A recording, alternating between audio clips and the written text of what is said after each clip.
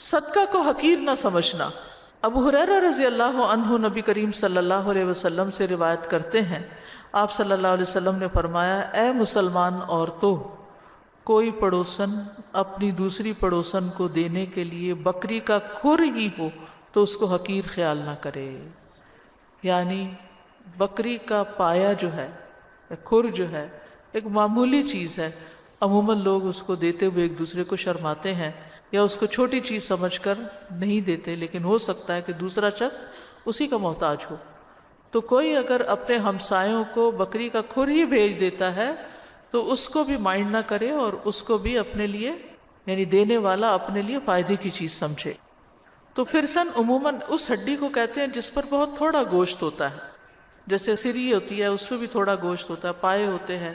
یا اسی طرح کچھ اور حصہ۔ اسی طرح یہ بھی اس کا معنی لیا جاتا ہے کہ یہ تو ایک مثال دی گئی پائے سے، لیکن چھوٹے سے چھوٹے ہدیے سے بھی اگر کسی کو خوش کیا جا سکتا ہے تو اس میں دیر نہیں کرنی چاہیے، اور یعنی تھوڑی مقدار میں بھی تحفہ دینے کی ترغیب ہے۔ اچھا، بعض لوگ یہ ہے کہ تھوڑی چیز ہو تو تحفہ نہیں دیتے، وہ کہتے ہیں یہ کیا دینا۔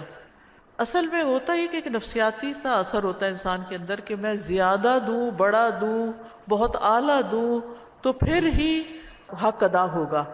اور بعض اوقات اپنی حیثیت ہی نہیں ہوتی تو پھر ہم سرے سے ہی نہیں دیتے۔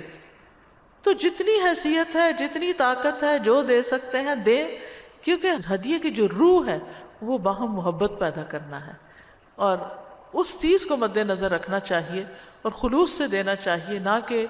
بہت زیادہ بڑی چیز اور بہت ساری ریپنگز میں۔ یہ جو ریپنگ کا معاملہ ہے اس پر بھی ہم سب کو ضرور سوچنا چاہیے کہ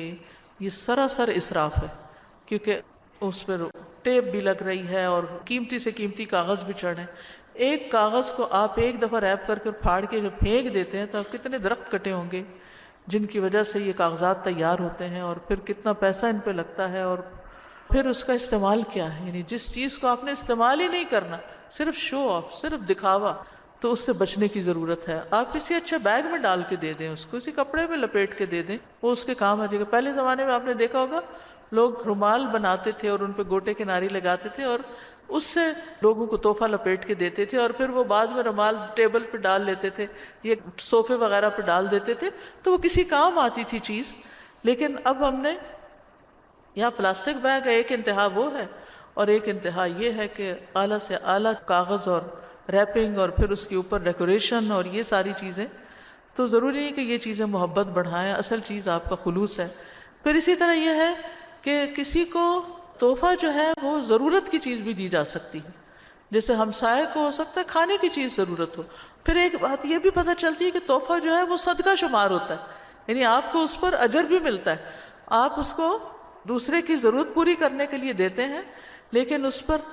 اجر و ثواب بھی ملتا ہے۔ اور پھر خاص طور پر عورتوں کو صدقہ کرنے کا حکم دیا گیا ہے، یعنی پڑوسن کو ہدیہ بھیجے۔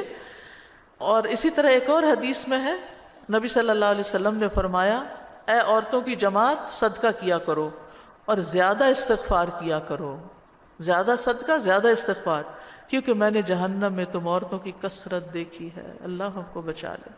تو عورتوں میں سے ایک سمجھدار عورت نے عرض کیا، یا رسول اللہ،